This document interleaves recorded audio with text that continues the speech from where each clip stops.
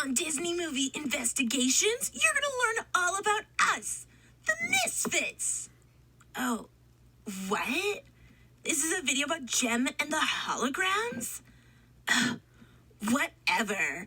Be sure to like, subscribe, and comment, and of course, share this video anyways, because we're in it and we are amazing. Jem is excitement. Ooh, Jem is adventure. Ooh, lemon and glitter, fashion and fame. Jem is truly outrageous. Truly outrageous. Whoa, Jem, the music's contagious, outrageous. Jem is my name, no one else is the same. Jem is my name. We're the Misfits, our songs are better. We are the Misfits, and we're gonna get her. Jem, the music's contagious, outrageous. Jem is my name, no one else is the same. Jem is my name.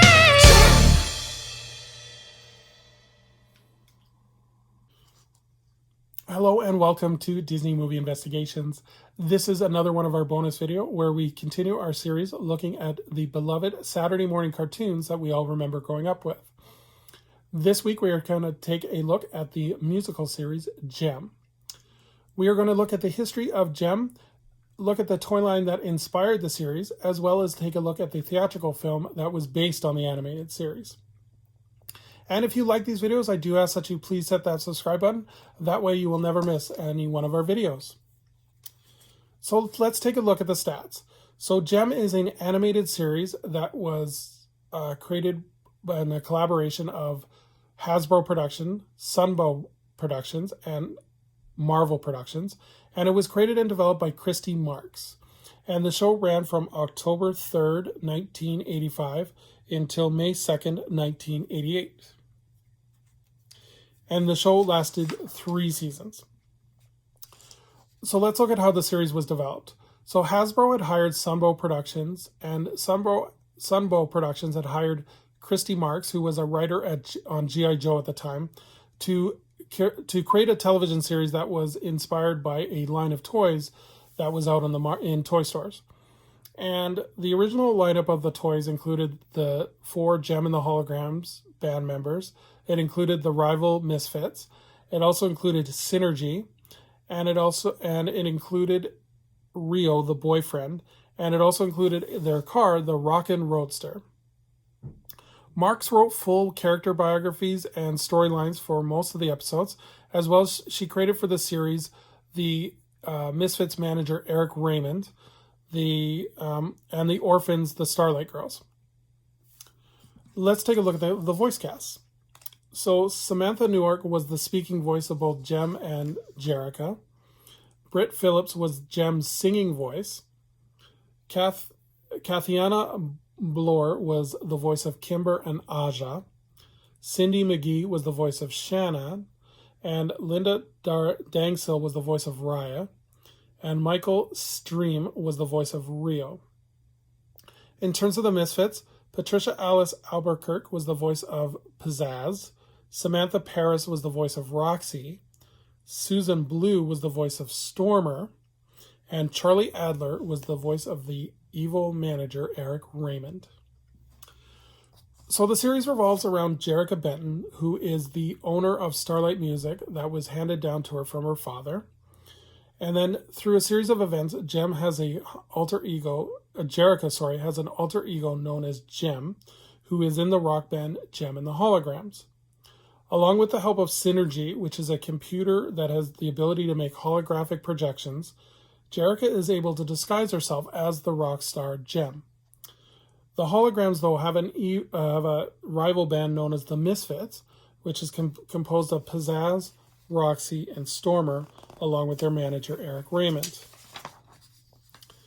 Most of the episodes revolved around Jem and the Holograms performing a concert or going on a similar musical adventure, and while at the same time trying to keep the secret of Jerrica and Jem, being that they're the same person, a secret. The Misfits would often come along on these musical adventures and try to upstage Jem and the Holograms, as well as Eric Raymond was desperately trying to get control of Starlight Music. Each episode would also contain 3 shortened music videos that would be a mix between Jem and the Hologram music, the Misfits music, and from time to time, other singers. Other singers or rock groups. I think there's one episode which features the Orphans doing a music video. So they would mix it up from time to time. The music videos were often inspired by videos that were featured on MTV at the time. This is the 80s, so MTV was brand new. And then at the end of the series, 187 music videos were written with 151 original songs. So in terms of the series was quite successful. It led to an upsurge in the toy market, especially for the dolls and the accessories and play sets. As well as it actually created quite a bit of stir within for Mattel and Barbie, as they were quite threatened by this. So Barbie actually created their own rock band to compete with Jem. The dolls were released throughout the series with new costume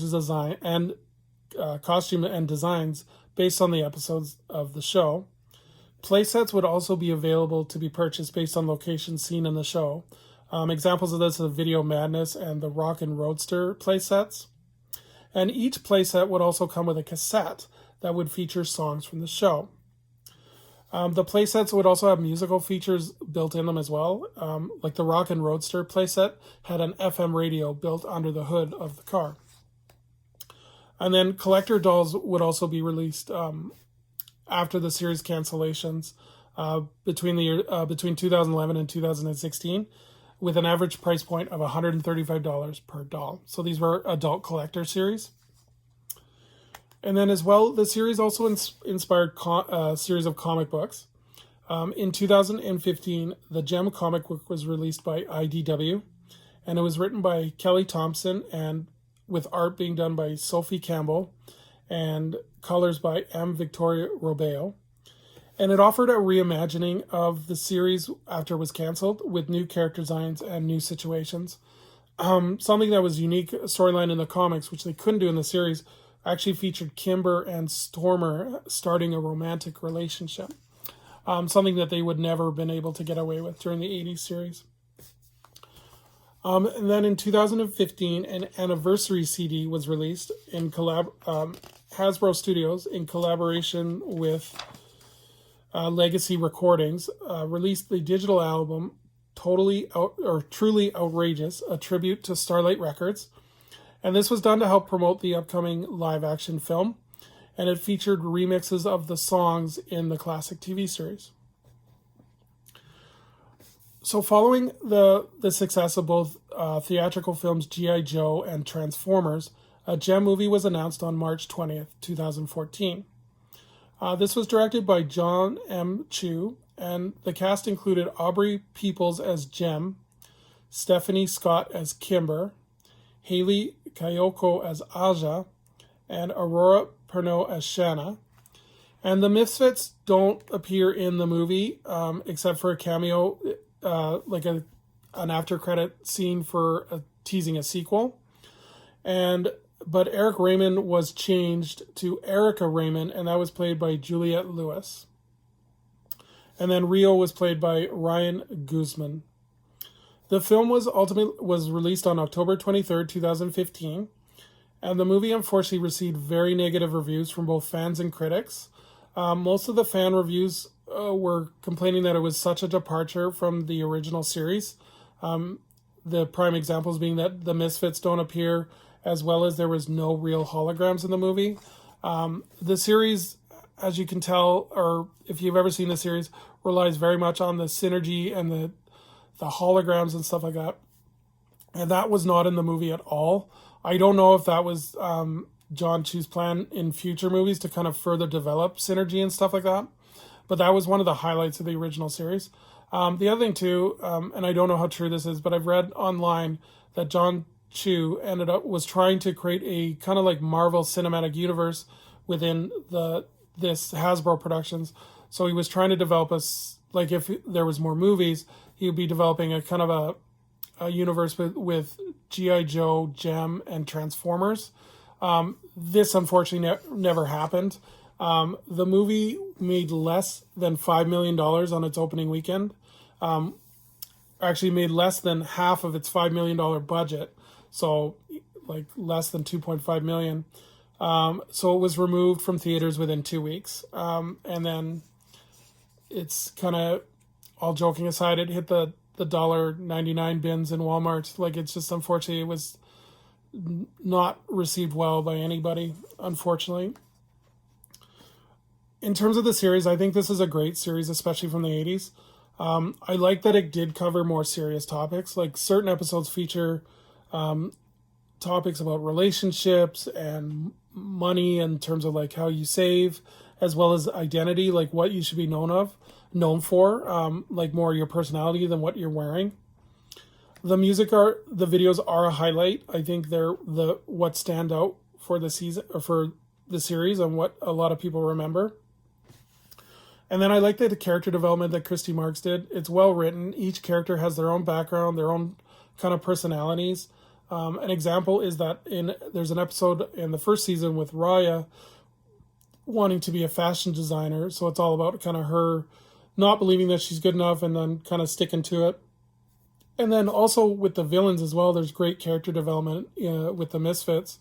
Each one has their own personality. Like, Pizzazz is kind of the spoiled little rich girl, while Stormer is actually one that has the most development, because she would always show compassion.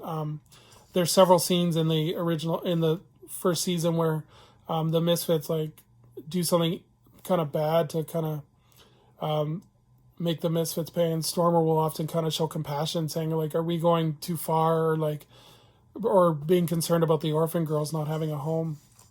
So I think that was very unique at the time, because a lot of the time these series would just have like kind of cookie cutter villains and they wouldn't have any personality or anything. The only negative, I think, of the series is Rio, the boyfriend. The relationship between Rio and Jem is not consistent. There will be some episodes where Rio's like going crazy because he doesn't know if he wants to date Jem or Jerrica, obviously not realizing they're the same person. But then like 4 episodes will go by and that's not even brought up again. And I'm not saying it's like a dramatic series where it needs to pick up where each one falls off, but it's just not consistent enough for my liking. And again, not that I have the be-all, end-all on that, but it's just not my cup of tea.